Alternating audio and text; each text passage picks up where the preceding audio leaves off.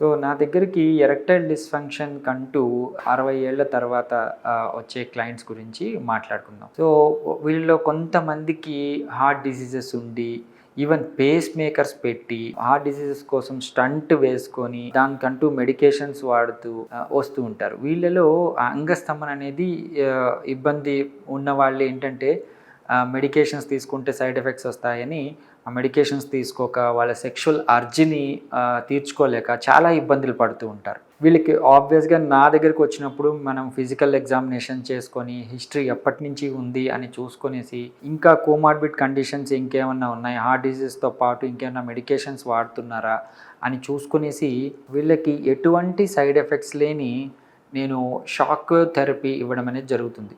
ఈ ఈ షాక్ అనే దాంతో పాపం వీళ్ళు చాలామంది భయపడిపోయి నన్ను జస్ట్ సార్ నాకు షాక్ అంటే భయమేస్తుంది, అసలు షాక్ థెరపీ అంటే అని కనుక్కోవడానికి నాకు మెసేజ్లు పెడుతూ ఉంటారు. బేసికలీ షాక్ అంటే ఎలక్ట్రిక్ షాక్ కాదండి.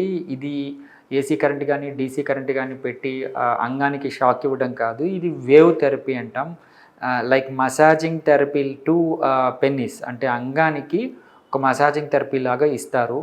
దీంతో ఏమవుతుందంటే అంగంలోని కణజాలం యాక్టివేట్ అయ్యి నియోవాస్కులరైజేషన్ పద్ధతి ద్వారా అంగంలోని రక్త ప్రసరణ ఇంప్రూవ్ అవుతుంది. ఎప్పుడైతే అంగానికి రక్త ప్రసరణ ఇంప్రూవ్ అవుతుందో ఆటోమేటిక్గా ఎరెక్షన్స్ అంటే మన కోరికలకు తగ్గట్టు అంగం గట్టిపడటం అనేది జరుగుతుంది.